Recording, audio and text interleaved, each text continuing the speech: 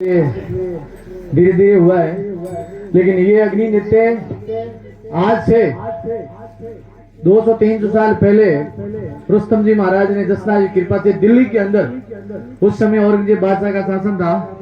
मुगलों ने हिंदुस्तान को राज किया और मुगल बादशाह ने भारत के अंदर अत्याचार किया और धर्म के अंदर मंदिर मठ तोड़ दिए, हमारे शास्त्र जला दिए, संतों को पीड़ित किया।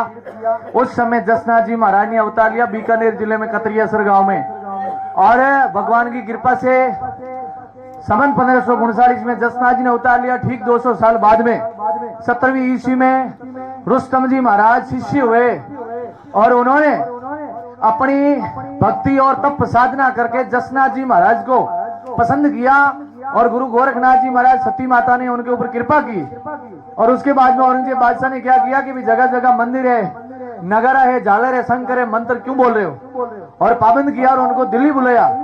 लेकिन दिल्ली में जाकर के जसना जी महाराज की कृपा से अग्नि कुंड में स्नान किया। ये अग्नि उस समय से ठंडी है। वहां रुस्तम जी महाराज ने ओंकार की राग, जो अभी शब्द गा रहे थे, ये ओंकार की राग है, वेद राग, और ओंकार की राग में ध्वनि में शब्द गया। और जसना जी महाराज ने 36 नियम दिए, 36 रूल्स है। तो भगवान की कृपा से उस नियमों से ही ये अग्नि ठंडी होती है। जो अग्नि के अंदर प्रवेश कर रहे हैं उनको नियम पालना बहुत जरूरी है। इसलिए जो नियम पालन करते हैं, जसना जी महाराज ने पहला ही नियम कहा कि जो जात हो जसनाती उत्तम करनी राखो आसी, राह चलो धर्म अपना रखो, भूख मरो पण जी मत भगो।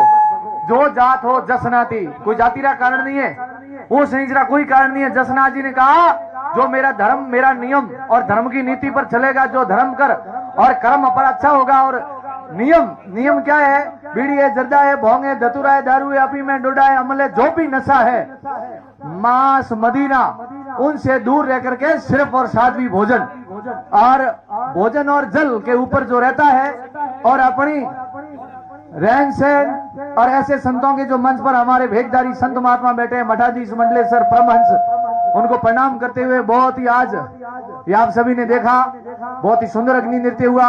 ये जसना जी महाराज की कृपा से, रुस्तम जी महाराज की कृपा से हुआ है। और जोरदार ताली बजाए बालाराम जी के लिए। गोदारा साहब ने आज आप सभी को बुलाया और संतों से आशीर्वाद लिया, ये बड़ी सौभाग्य की बात है। आज 9 महीनों से लगातार आदरणीय वंदनीय परमहंस सोमनाथ जी महाराज ने, बालाराम जी कह रहे हैं कि मेरा कुछ नहीं है, संतों की है, और ये वास्तव में होना भी चाहिए। एक बार और ताली बजाए इनके लिए, क्योंकि इन्होंने कहा है कि संत ही सब कुछ है, कि संत मिलन को सालिए तज माया अभिमान, जू जू पामड़ा सामने धरे जू जू यज्ञ समान। जिन्होंने संतों के सामने घुटना टेक दिया, जिन्होंने आदेश कर लिया, जिन्होंने संतों का शरण ले लिया, वो आज नहीं इतिहास गवाह है, उनका नेजा हमेशा ऊंचा रहा, आज भी रहेगा। जो संतों के शरण में है, मनुष्य में आए हो तो संतों के शरण में, जो अच्छे इंसान के पास जाओ, अच्छे गुण रखो, अच्छों की संगत करो। इसलिए आज हमारे बीच में सोमनाथ जी महाराज, बाबूजी खुशहाल गिरी जी को मैं बताने जा रहा था पहले कि सोमनाथ जी महाराज ने आज से 500 साल पहले 32 मान भंडारा किया, और एक नहीं 3-3 मठ संभाल रहे हैं। बाबूजी महाराज पुष्कर जी, बग्गी जी, लिखमादेसर और या प्रेमनाथ जी बैठे, यही इनके शिष्य है। तो इतना बड़ा मठ कई जगह संभाल रहे, लेकिन आपने त्याग दिया है सब चीजें कि मैं तो मेरी माला फेरूंगा। मेरे शिष्यों को कह दिया तुम तुम्हारा मठ चलो, और आपने यात्रा के लिए पैदल यात्रा में आज चल रहे हैं, 9 महीना हो गया है। ऐसे संतों के लिए जोरदार ताली बजाएं। वास्तव में संत हमारी आत्मा में संतन की दे, रूम रूम में रम रिया, बादल में मेह। जैसे बादल के अंदर मेह और बिजली होती है, वैसे हमारे अंदर संतों की देही है। और जब तक संत है, गौ माता की सेवा है, संतों की सेवा है, माँ बाप की सेवा है, तब तक ये संसार चलेगा। ये बिना खंभ आसमान खड़ा है, ये संतों की बरोबर है कि आग लगी आकाश में झुरझुर पड़े अंगार, संत नहीं होता इन देश में तो जल जाए तो संसार जल के राख हो जाता। लेकिन इस भारत भूमि को जय क्यों बोलते हैं? पूरी दुनिया के अंदर, पूरी पृथ्वी के अंदर एक भारत माता की जय बोली जाती है। क्यों बोली जाती है? इसलिए बोली जाती है, कोई देश, जर्मनी, इंग्लैंड, थाई, जो भी, कोई पाकिस्तान, किसी की माँ की जय नहीं बोलते हैं, लेकिन भारत की माँ की जय बोलते हैं। क्यों बोलते हैं? क्योंकि भारत माता ने ऐसे ऋषि मुनियों को पैदा किया, महापुरुषों को पैदा किया, दानवीरों को पैदा किया, ऐसे संतों ने अवतार लिया। अरे बड़े बड़े आज 12 ज्योतिर्लिंग है वो भी भारत के अंदर है। शंकर भगवान ने भी 12 जगह यहाँ प्रकट होकर के इस महापापियों को नष्ट किया, राक्षसों को नष्ट किया और धर्म मजबूत किया। वो है हमारा भारत देश। ये आप जैसे शूरवीरों का है। ये हमेशा कभी भी इस पृथ्वी के ऊपर संकट आता है और सनातन धर्म पर कोई संकट आता है तो भगवान ऐसे संतों के रूप में आकर अवतार लेके धर्म का जय जयकारा करते हैं। इसलिए हमारी भारत माता का जय बोली जाती है, क्योंकि इस माँ ने इस मिट्टी के ऊपर ऐसे संतों को पैदा किया, महापुरुषों को पैदा किया, दान पुरुषों को पैदा किया, आप जैसे सूरवीरों को पैदा किया। इसलिए हमारा धर्म मजबूत है, हमारी संस्कृति मजबूत है।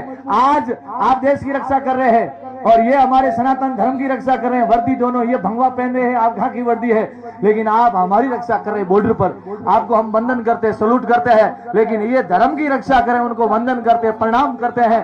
तो ये फौजें हैं, ये भारत के अंदर, ये अन्यथा कहीं नहीं है। सब जगह एक करा है, लेकिन भारत के अंदर जो नीतियां हैं, धर्म की नीतियां हैं, राज की नीतियां हैं, परंपरा की नीतियां हैं, ये हमारे हिंदुस्तान के अंदर ही है। और आप सभी ने यहाँ आकर के संतों का दर्शन किया, मान सम्मान किया, अग्नि नृत्य का दर्शन किया। वास्तव में ये मालूम होना चाहिए कि अग्नि नृत्य क्यों हुआ, किस लिए हुआ, ऐसी क्या जरूरत पड़ी इंसान को आग के अंदर बैठना पड़ा। आग के अंदर बैठना पड़ा क्यों? क्योंकि इसलिए क्योंकि धर्म की हानि हो रही थी और मुगलों ने धर्म के ऊपर संकट डाला। उस समय अवतार लेकर के धर्म की रक्षा करने के लिए उनको झुकाया कि हमारा ताक 5 तत्वों का पुतला है, अग्नि, जल, वायु, आकाश, पाताल, जो हमारा ये पुतला बना हुआ है, उनको दिखाया और औरंगजेब को घुटना टेकना पड़ा। बोले सदगुरु भगवान की।